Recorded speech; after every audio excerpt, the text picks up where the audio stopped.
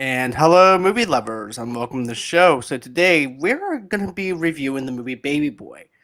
And my friend, my good friend over at the It Is What It Is podcast, CVMK podcast, challenged me to watch this movie because he was fighting to the battle on his show and saying this is like Oscar worthy. This is something that he grew up with. This is my first time watching it, my first time experiencing Baby Boy, but I remember seeing the trailer. I remember seeing everything about Baby Boy in 2001 with Tyrese and Snoop Dogg. So let's go on ahead. Let's dive into Baby Boy.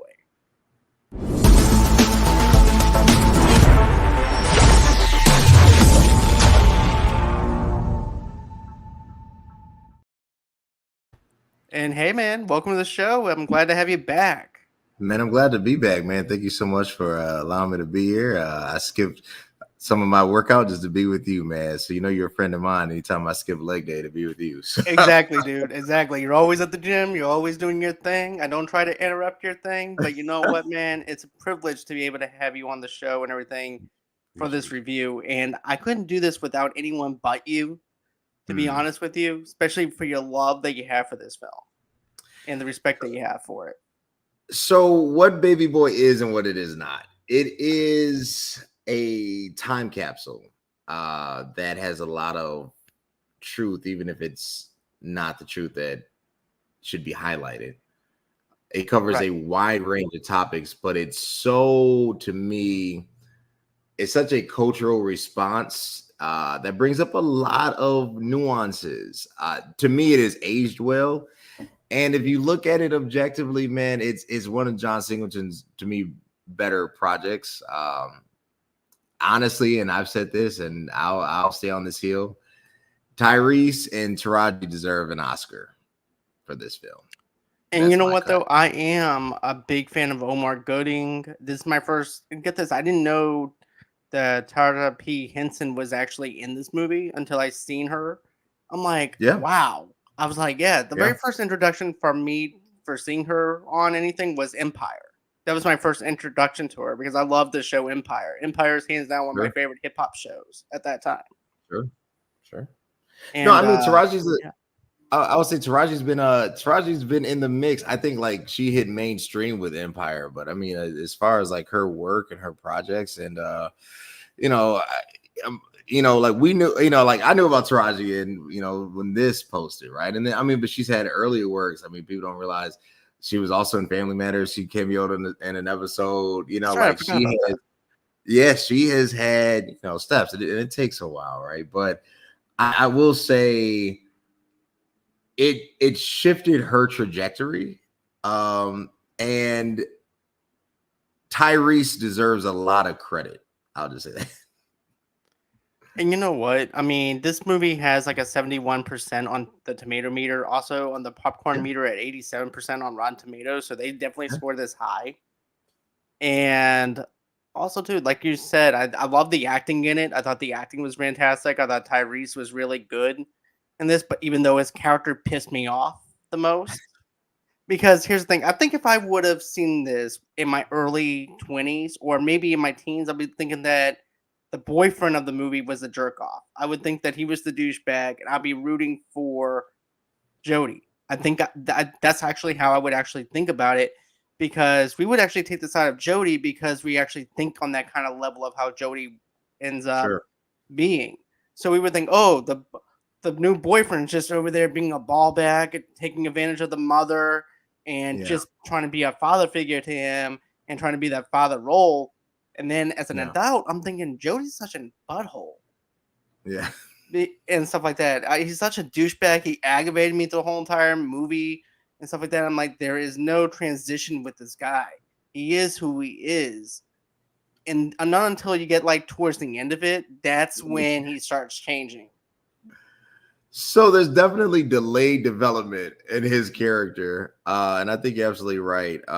Depending on when and how you come to this film is how you view Jody, Tyrese's character versus Vin Rames' character. Right? What's the name? Oh gosh. I can't even think his guy's name in the movie. I just called him Vin Rames. But no, because the younger, less developed person will see an overbearing father figure who is asserting their command, and they will have more sympathy with some of the moral failings of Tyrese, Jody, right? You Right. get older and you realize, he was actually trying to steer him in the right direction and whatnot. And then you gain more of a sympathy factor for Vin Rames' character versus Jody. And then you kind of start seeing Jody as like, refusing to grow up, really kind of sabotaging his own future. And the truth of the matter is both of them are right, because you have to understand both of their journeys, right? I think Tyrese's character, and it's interesting that where the movie kind of came short is you don't get to, and they kind of explain at the end, but you don't really get to see him at his best, No. right? Like it hints toward it, but it doesn't really show him at his best. No. And that's the plot. I think you really have to take it in perspective. It's the early 2000s.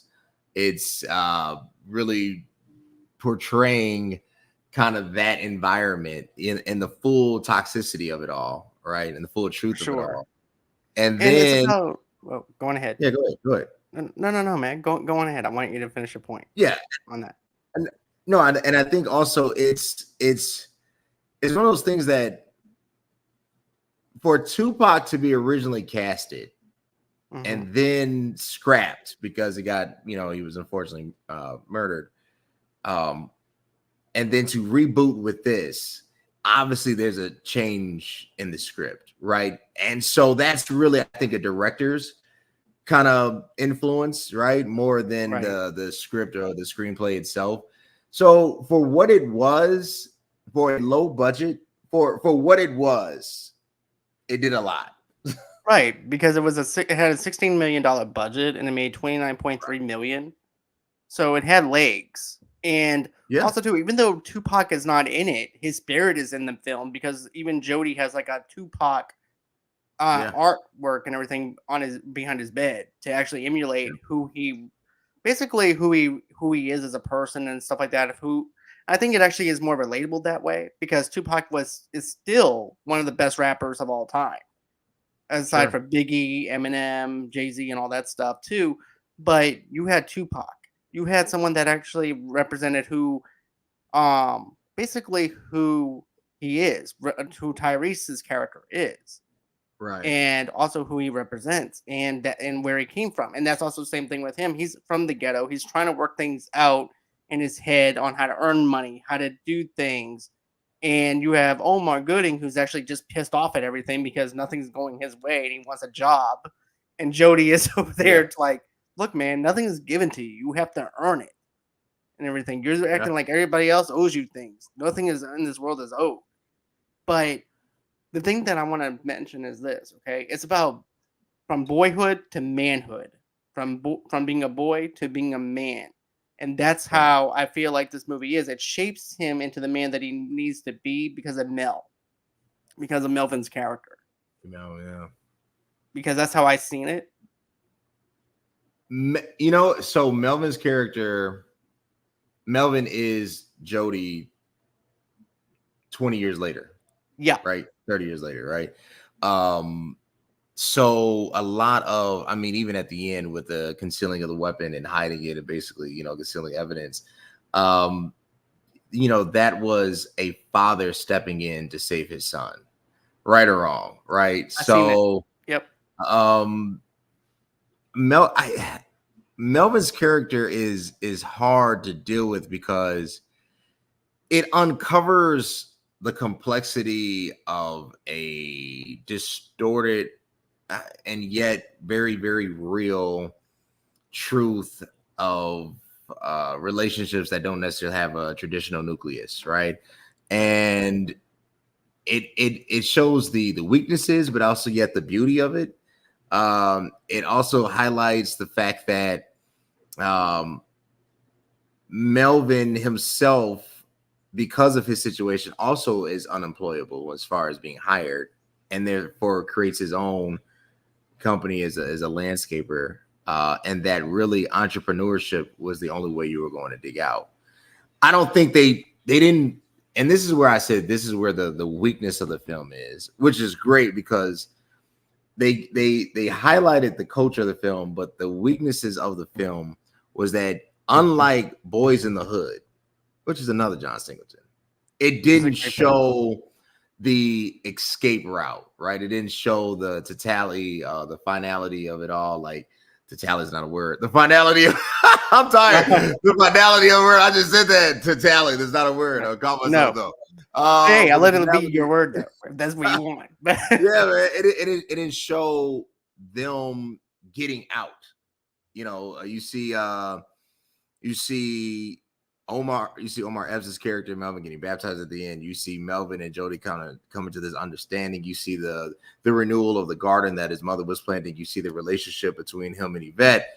So you see a harmony, and which is a beautiful thing, but you don't see progress.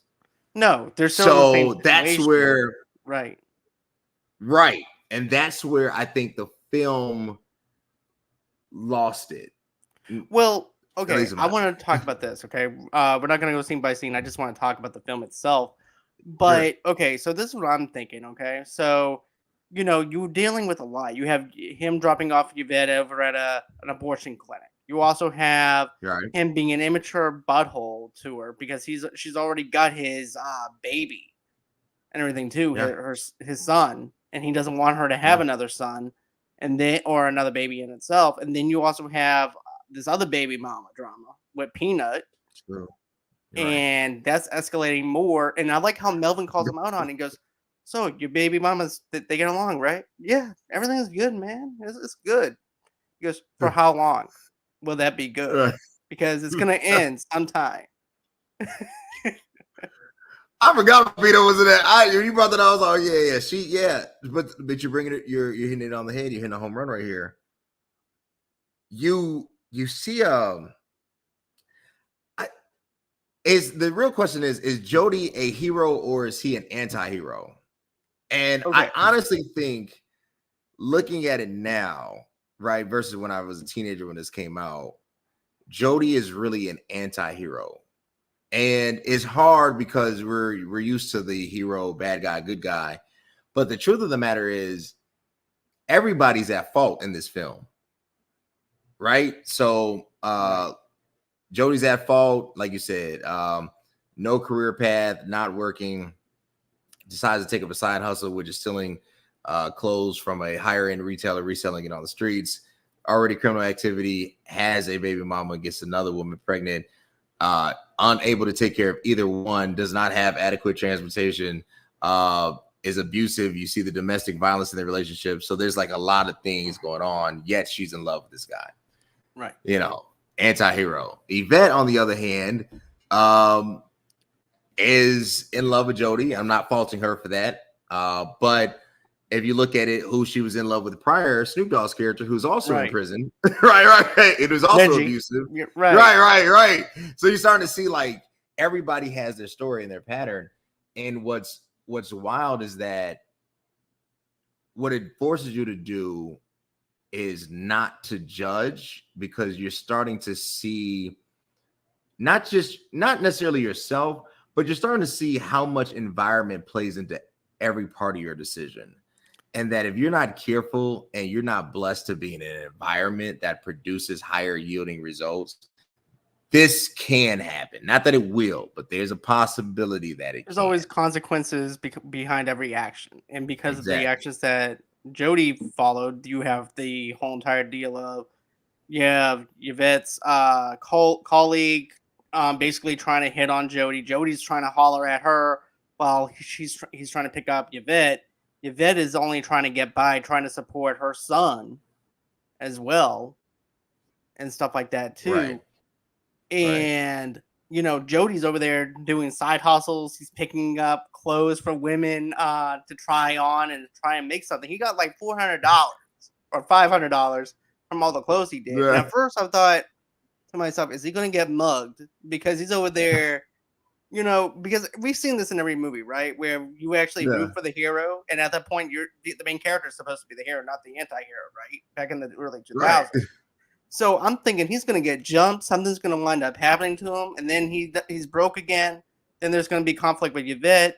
That was my whole entire thing that I thought was going to happen. But instead, something positive winds up happening. Winds up upgrading Yvette's car, getting her the tinted Yeah. windows, the rims, the Yeah. whole works, and Yeah. stuff like that. And also, too, I don't think it's about him trying to be loud. It's just him trying to support his son and support the woman that and stuff like that. You don't see him doing that with Peanut. You don't see him doing No. with that any other side girls. Only Yeah. her. So you can tell that he definitely loves and cares about this woman, but he doesn't want to settle down with anybody or anything like that either. But I like that moment with him and Yvette where it's like, you know, I was always scared that I was gonna wind up being the one that's gonna be dead. And you see that That's flashbacks.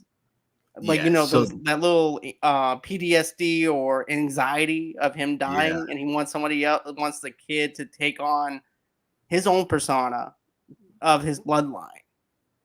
So And that's a real thing. And not to cut you off. right. So that that scene right there, and that's why I said I think if there's an Oscar worthy moment, it's this fear, and that's what I say is really a culturally correct for an inner city urban environment that is poverty stricken.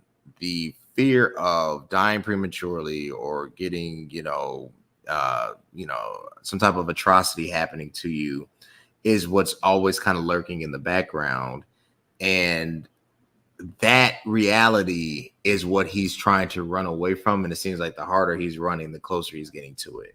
Right. Right. And that's, I think, that's the bad guy in the story. It's the environment. So you take that scene right there, you take the flashbacks to the funeral, or flash forwards really, to this funeral, to this event that he hopes that doesn't happen, and the reason why he maybe is so free spirited, I guess is the best way to say it, is because it's like he's always living on borrowed time, versus now Snoop's character, who really Snoop's character, and shout out to Snoop Dogg, He did an deserved a amazing job. co-star. Either Omar deserved a co-starring role, Or or Snoop, Oscar nom, or yeah, you actually have Snoop that deserved it. yeah. I think Snoop captured bitterness, um, and really how bitterness unfortunately plays out, right? Life has gone past him. Like I said, his high school sweetheart has moved on to be with somebody else.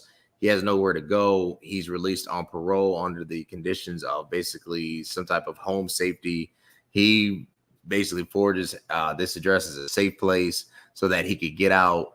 There's a lot of kind of nuances with Snoop's character, but I do think, and by the end of it, you feel sorry for him. Like you really feel sorry because he's without hope, right? And that, to me, to sell that in a movie, to sell that really Snoop's not this evil whatever, because Snoop didn't try to terrorize Melvin. Snoop didn't try to go. Snoop felt like Jody stole his life, Right, because and he was that's in a prison all hard that assessment. time. Right. He Exactly. felt like he was robbed of it, even though it was the consequences of his own life that ended up doing it. But to him, someone that's actually went to jail, went to prison for the things he's done, he's seeing Right. somebody else with his own woman. What even makes it even worse is you got hit while he's in prison. Jody's over there, got her pregnant with his kid, Right. and then you have that one scene where, remember when he goes, "Man, little man got himself a little fort, don't you?" Yeah, yeah, yeah.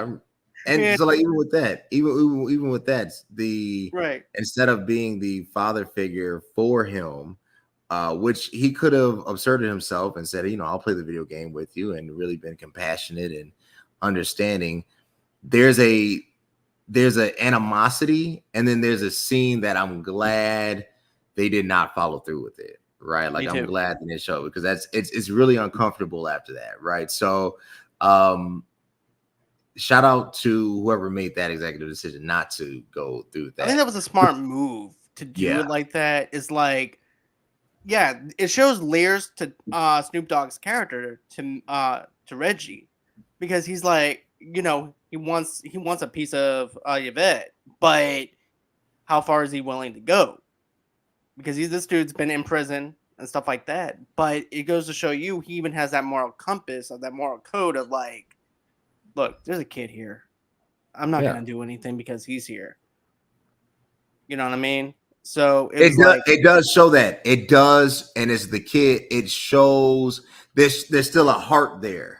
right, And that's what I said, like, you know, this is what I think happened.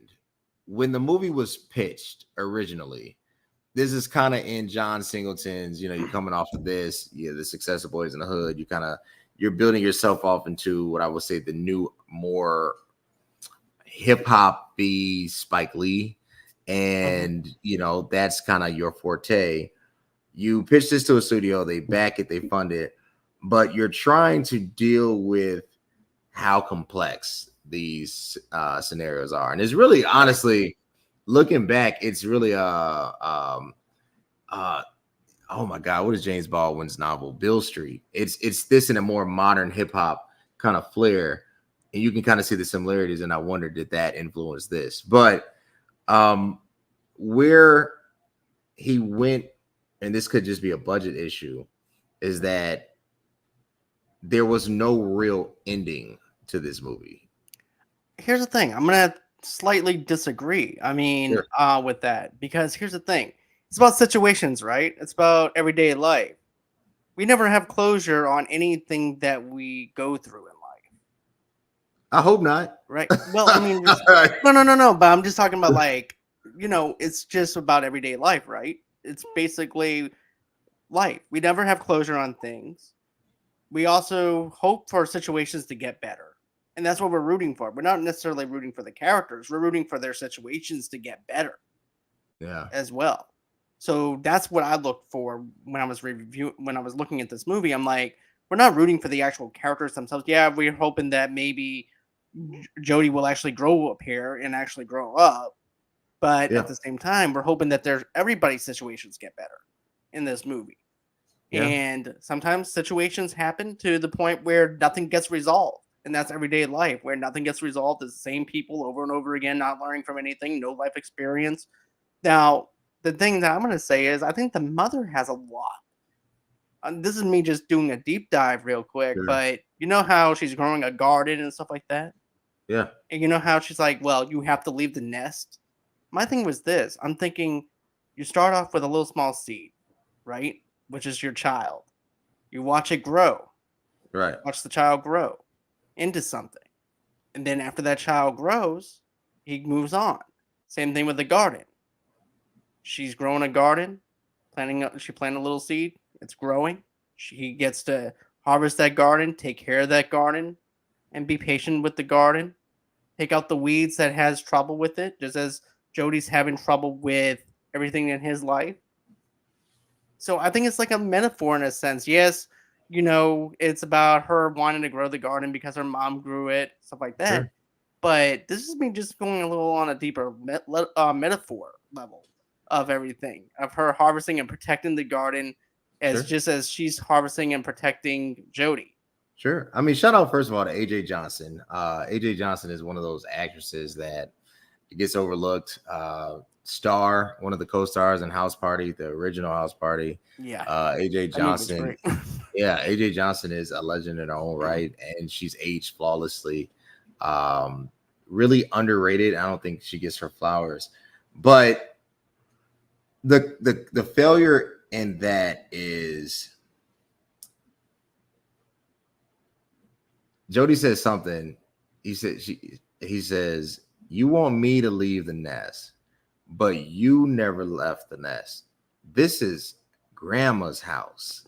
You never left the nest. This is grandma's house. And then said, you bring this dude over, Melvin. He's a killer like Henry. So the problem is, even though, yes, there is no cut sequence to it, there's really no cinematography that, backs that statement that Jody puts out there. But to say that, to point to this, is to say, I am what I am because of who you are and what you've done and what you did not do. Now, yes, I do believe adults have choices, but I do believe parents contribute in the choices of their children, right? Mm-hmm. And AJ's character, unfortunately, whether it is stated or not, or implicitly implied, did not make a haven that can nurture this development of a man.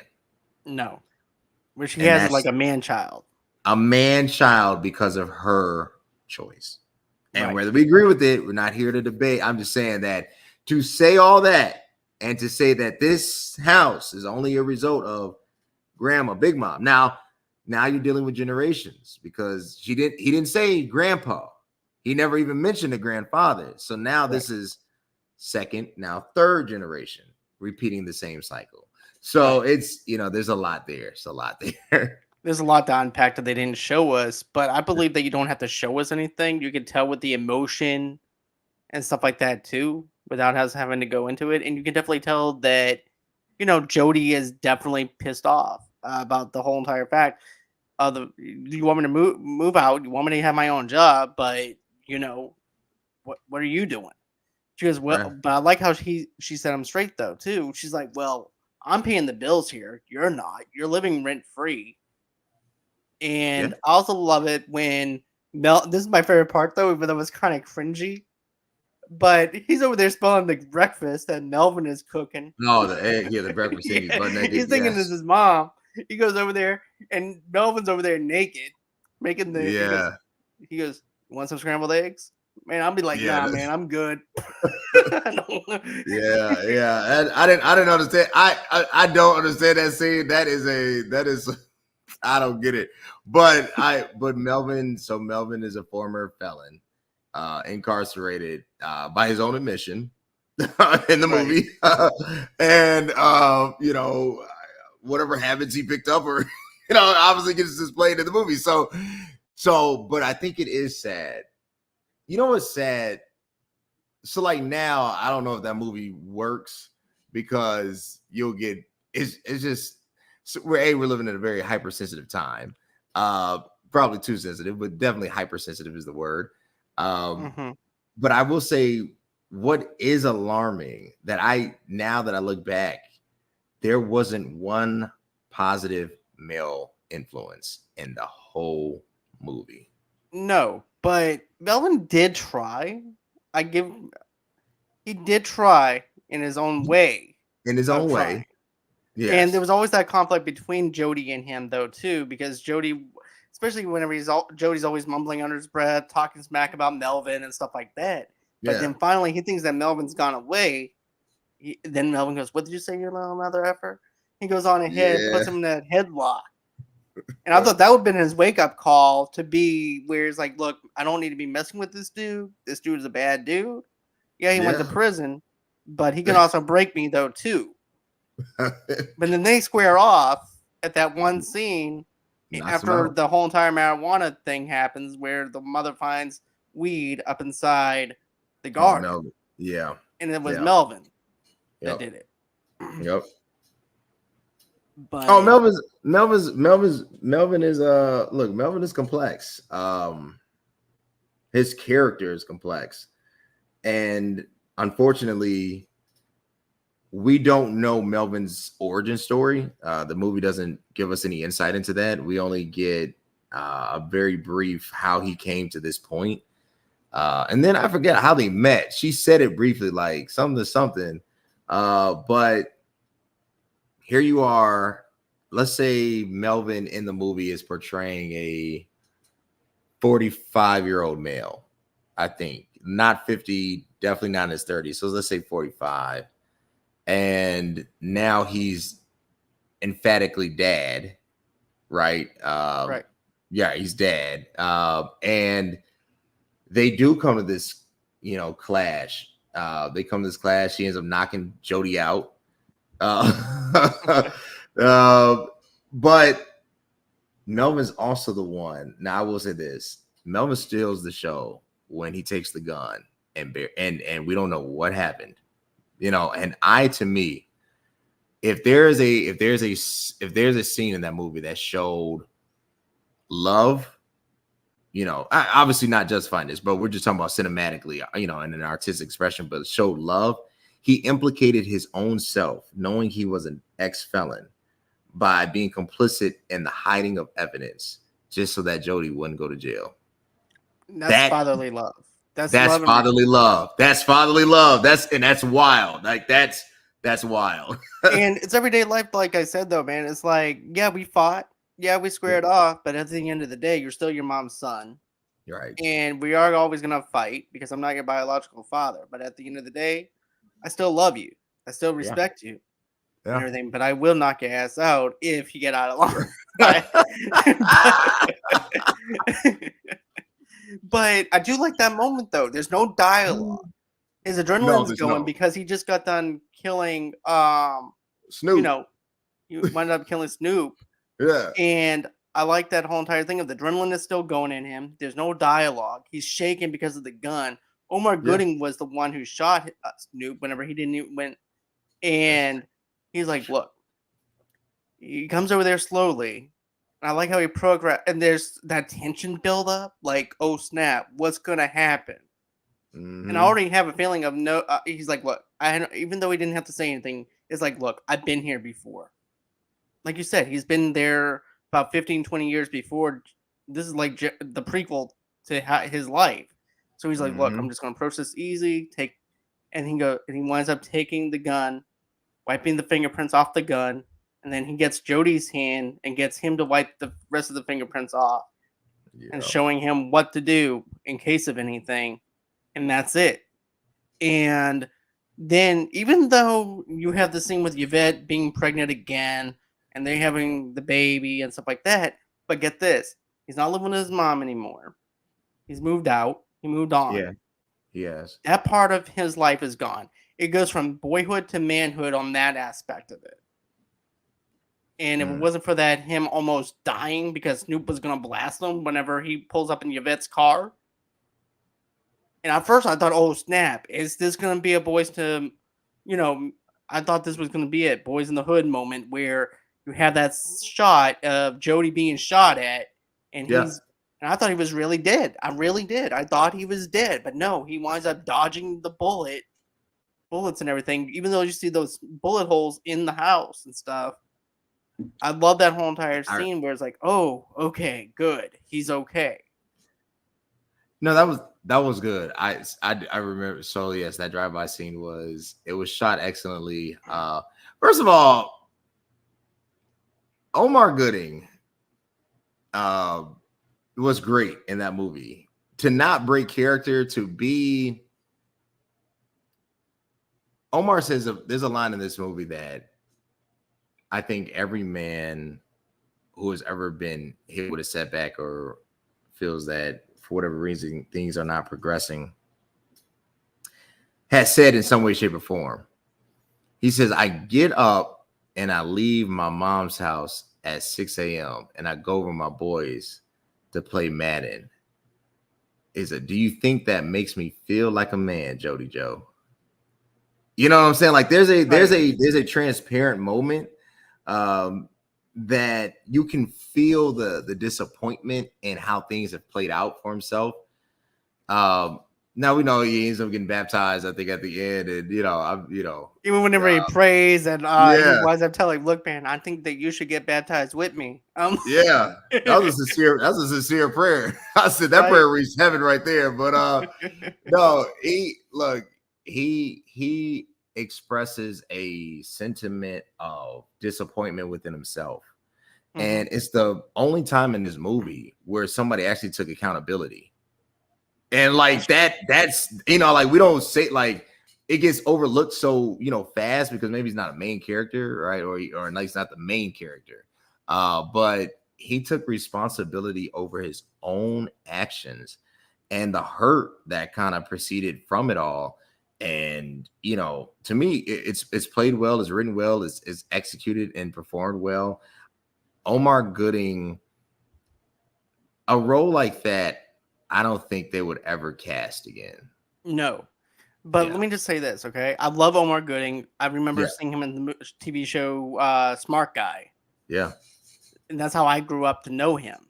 Was Yeah. in Smart Guy, and just Same. seeing the transformation from being comedic and funny to being this serious type of character that he's playing.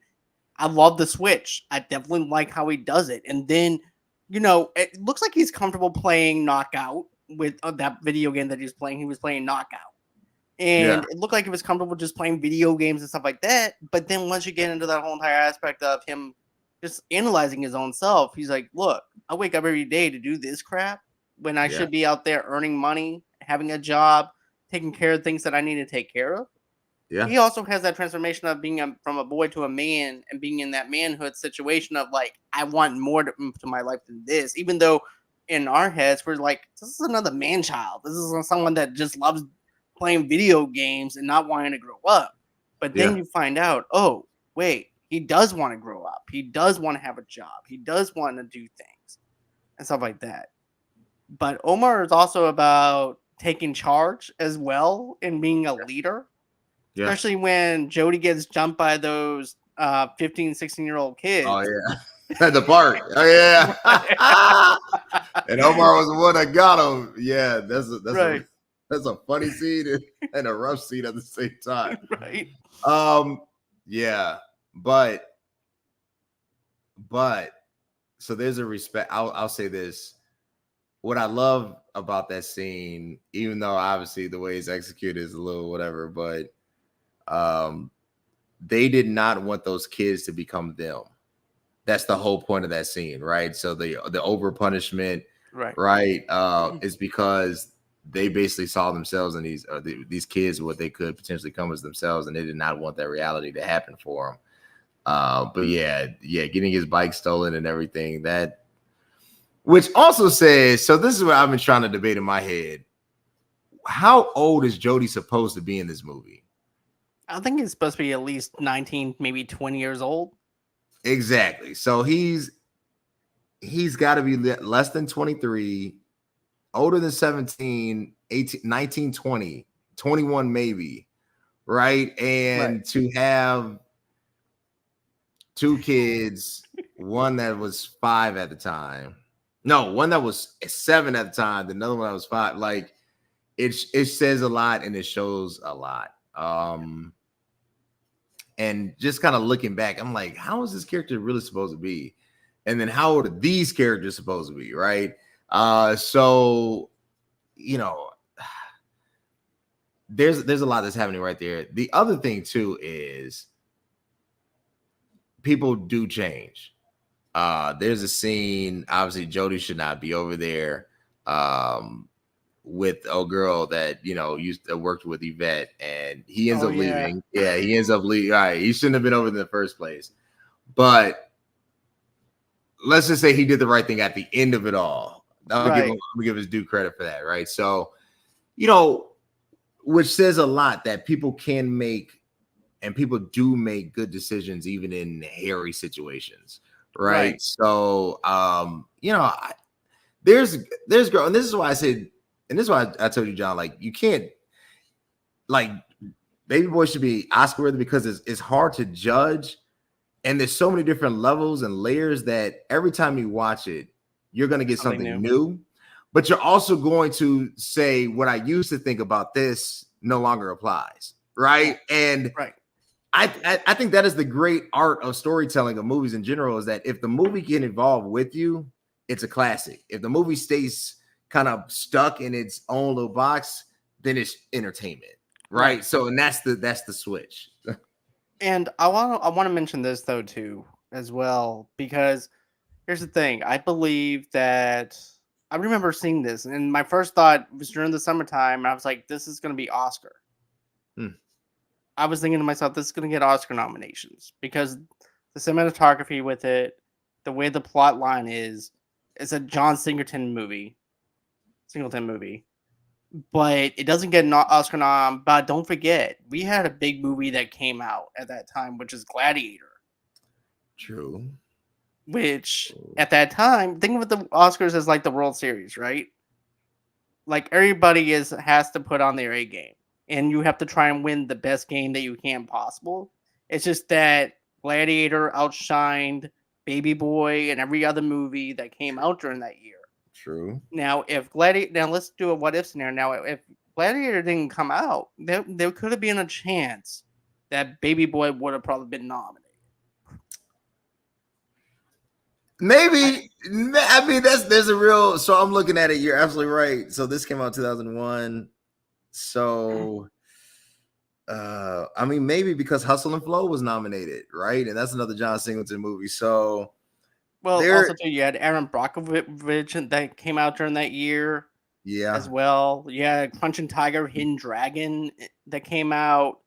that's true. I mean, they weren't gonna, like you said, they weren't gonna take the Academy by storm. But I do think that uh, what was presented in front of us and what kind of got overlooked, and this is something I do think the awards need to think about adding is I'm not saying correct history. You can't correct once you make a decision, it's a decision that's made. But you should be able to look at films retrospectively and say, does this need some type of award? Like, can you award something past its release? Um, I think if you go back and you look at Baby Boy, you have to say like maybe we overlooked it for whatever reason. Maybe there's something that's a little bit more hidden with this film. And I don't know, but you're right. 2001 put out a lot of heat. I think Fast and the Furious 2 came out 2002. Yeah, that was a year later. Yeah, so I mean, there was a lot. Can we be honest? The early 2000s might have had the greatest release of movies of all time.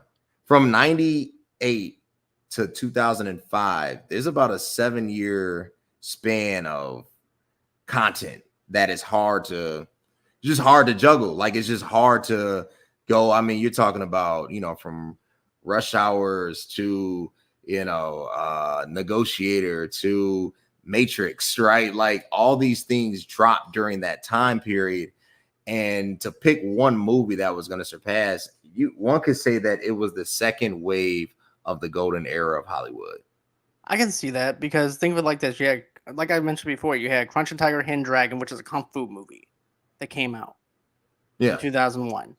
You had different types of movies. You didn't have these comic book movies, these franchise movies. These Yeah. are just one single hit movies that came out, and that was it. You had Gladiator, you had Crunching Tiger, Hidden Dragon. You also had Aaron Brockovich. You also had Fast and the Furious 1 that came out at that time Yeah. as well.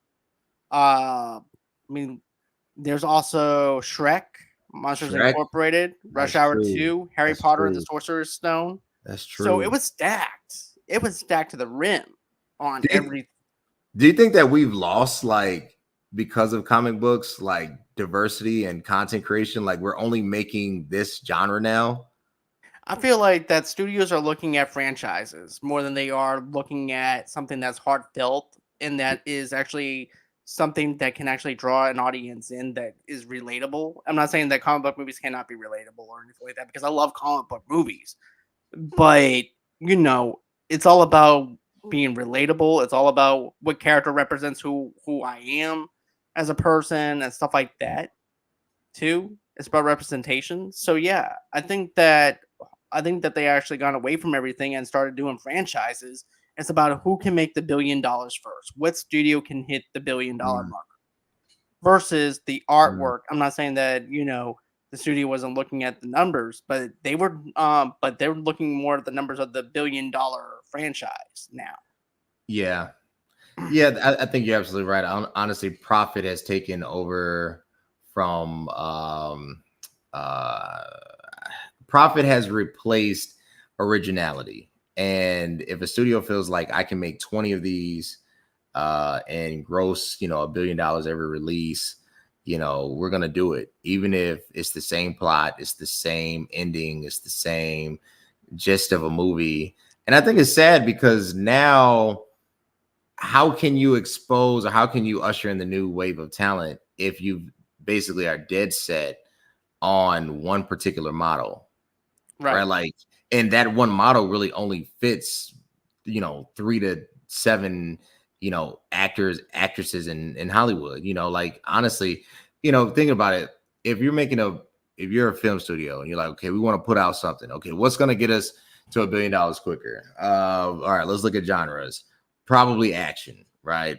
Hero, villain. Okay. Well, if you start looking at the role, like who that could be, like as far as actors and actresses, there's 10 names. that, out of these 10, you would really have to stretch. You would get, The Rock, The Jason Rock, Statham. right? The Rock, but he's gonna do his own movie. So The Rock, Right. Jason Statham, right? Right. It's $7, So it's The Rock, Jason Statham, Kevin Hart, only for not only for, but Ryan Reynolds. yeah, Ryan Reynolds. That's for Hugh, Wolverine, Chris Hemsworth, Thor, and whoever else, right? Right. The guy that played Captain Marvel, I mean Captain America, not Captain Marvel, Right. Captain Chris America, Evans. Chris Evans. Maybe who's the dude that played oh my god, that took over Captain America's part? What's his name? Oh, Anthony Mackie. Anthony Mackie. But see, that's debatable, because you only get Anthony Mackie if you don't want to get Jonathan Majors. So Right. I feel like like we're down to, and then Gal Well, Gadot, and if you, then if you Scarlett think about Johansson. it That's like 10. this though, man, like Or Robert the Downey. the person does not follow the actor anymore, like they used to back in the '90s. You know how we used to feel like, oh, there's a new Van Damme movie, or there's a new Yeah, Stallone or Arnold movie. We're gonna go out yeah, and see it. Nowadays, people don't follow the actor anymore that's true. either. That's The only true. actors that they probably follow is The Rock, Jason Statham. Those are the new faces of the action genre, And Will and Smith. that's it. There's not really that many faces to the action genre anymore either. That's true. I mean, Will Smith. I would say it's The Rock, Jason, but The Rock, Jason, Will, and maybe a fourth. Right. Maybe, and that's debatable. It's really just, honestly, you said it's The Rock, Jason Statham, and that's pretty much it. I Right. mean, because RDJ, is he gonna be in it? Like, so it's just these two. These are the two names that if they put out whatever, they can do 100 million, but just an Instagram post, and Exactly. it's pretty much just The Rock. Then therefore, But okay, so back to this yeah, though. I think that this was a great watch for the first time for me, sure. and I'm gonna give it a. I was gonna give it a 3, but the more I kept on talking about it, I'm gonna go up to maybe a 3.5 out of 5 for the simple Oh gosh, fact of how much I enjoy this movie yeah. and stuff like that. But there was some stuff that I wish that they would have actually gave us more of, to show more layers and more stuff to make us not wonder about what happened to this situation or that situation. It's like, oh, Snoop Dogg died. That's it. Case closed. But I also was wondering like this is supposed to be a ghetto story that happened in the ghetto, right? So I wonder if it's like black on black brutality to the point where it's like, well, the cops don't care about what happens in this neighborhood because it's so dangerous. So therefore we're not gonna worry about this Yeah. case. But I don't know. I mean, maybe I'm going too far and too deep into that, thinking So that. it's an inner city urban narrative that I don't think it deals necessarily with. I mean, because all crime is local, so Right, right. I don't think it deals with black on black crime. I think it deals with the realities of poverty and what Hmm. poverty breeds. Because we only really saw one murder. Right. It So was just it was Snoop. Right. right, where Boys in the Hood was more crime based, and we used to say less That's a poverty good because he point. was a homeowner, right? So so I think for Baby Boy, the intent is to highlight the effects of a culture that needs revamping and honestly saving, but for the sake of whatever, it just needs a totally new light shined on it and through it. And where the movie lacked, maybe because of budget, maybe because of directorial vision, you really could not do at that time. I don't think anybody would have greenlit it. We're like now you have a more conscious consumer that would have that a studio would have got behind, or you would have had a Tyler Perry, right? So now there's like an audience. I'm not saying there wasn't one then. It's just that at the time studios were not going to do that, right? No. So but for what it was, for when it came out, and for how little money that they spent, considering the big budgets, that's the era of big budget movies. That's the Jerry Bruckheimer era, right? So Right. um man, that's as good as it gets. That's a 5 out of 5 for me. All right. Well, man, I'm glad that we did this. I really am. I'm glad that I got a chance to watch a movie that I haven't seen before, and I'm glad that we ended up getting a chance to just do like a deep dive into this and just talk about it because this movie is definitely well worth talking about. And if anybody's wondering, it is still streaming on Netflix, but it's going to be disappearing in a couple of days. So if you guys want to check out Baby Boy, you might want to go on ahead, check out Netflix. It is going to be leaving sometime, I think, towards the end of the month. So check out Baby Boy on Netflix. But Vernon, my question is to you, man. Like, what do Sure. you have coming out as far as your podcast goes? What's going on over It Is What It Is podcast? Tell us. Yeah, man. We just dropped an episodes a day featuring Curtis McCoy, business leader, pharmaceutical company founder, and then ended up buying this magazine. And really, it's some really cool stuff, man. We got a few things. I got an NFL player. We got some things drop. Look, stay tuned. Go to YouTube, CVMK, hit like, share, subscribe, man. I'm telling you, you don't want to miss a beat. You just dropped the one with DJ High Def. Shout out to Ryan, man. Dude, big things. You got some cool episodes in all honesty. But y'all also stay connected with us on CBMK Global. Get your supplements there. But man, it's been a pleasure. And I just appreciate the opportunity to be here. Not a problem, man. It's always a pleasure to have you here talking about movies, just hanging out and chilling. Um, Anytime. Anytime you need me. Anytime you need me, man. hey, you know it. I'm always gonna end up hitting you up. You know that, right? Especially if Appreciate I'm listening to your podcast and I'm like, wait, I need to have you on because you hit a point that I need to actually talk to you about. So I gotta. As soon as you told me that you would review that you did this on your channel for your review that you did over there, and you're like, look, I want to challenge you to watch this. I'm like, okay, I'm all in. No, so shout out to Steve, man. He's on oh my gosh, Chicago Bears Central podcast. Steve Simmons, y'all connect with him on the gram. Dude is blowing up in Chicago, but no, his Baby Boy review is wild. I had him on. Baby Boy, man, is if you grew up in Chicago, Baby Boy was the movie in 2001. And I'll tell this, Tyrese, AJ, Taraji, Ben Rames, Omar Epps, who else is in that movie? Snoop, Warren G, God rest his soul. Man, fantastic cast, fantastic production, and for what they were given, what they accomplished, it's memorable. It really is. All right. Well, I just want to put this out there. Well, Rossie's got a big interview coming up next month with former Playboy playmate Colleen Shannon turned DJ Colleen Shannon now, and she's going to be interviewing her next month on Rossie's Clubhouse. And then I'm going to be interviewing Danny Elfman's brother, Richard Elfman, and his wife Anastasia Elfman sometime next month as well.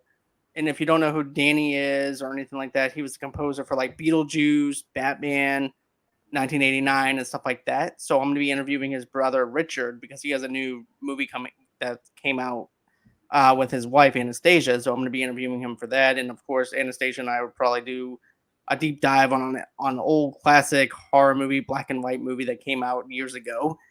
So we're gonna be doing that.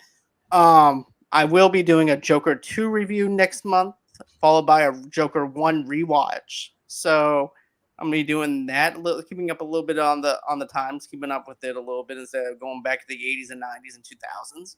So yeah, that's gonna be it as far as this show goes. And oh yeah, let me go on ahead and mention this though too. Rossie will be back over here on Wednesday. We're gonna be talking about top 5 comfort movies. No, comfort TV shows is what we're going to be talking about. So if you're someone like me who just is going, like if you want something for the background noise, or if you're just going to go on ahead and go to sleep and stuff like that, what is your top 5 comfort movies that you would go to sleep with? Or if you just want to turn on the tube and you just want to watch a TV show and that you already know that's something that you love, that's what we're going to be talking about on Wednesday. It's going to be an audio only podcast, so go on ahead and check that out when we drop it. But we just dropped our Penguin review that we did, and yeah, so that's going to be it as far as the show goes. Thank you, Vernon. Thank you so much for joining me as always, my friend. It's always a pleasure. Pleasure's mine, brother. Anytime. Thank you. And thank you to everyone that's commented. Thank you, JoJo. Thank you to all our viewers that's watching. Thank you so much. And don't forget to hit that smash that like button, subscribe button, and also do give us a 10-star rating over on the Apple Podcasts and Spotify. Now we can actually talk to you guys on Spotify. So if you guys want to, drop us a comment, and I'll comment back with and talk to you as long as it's nice and everything. And I'll talk to you. But but anyways, that's gonna be it as far as the show goes. And everyone have a great and safe night. And bye bye.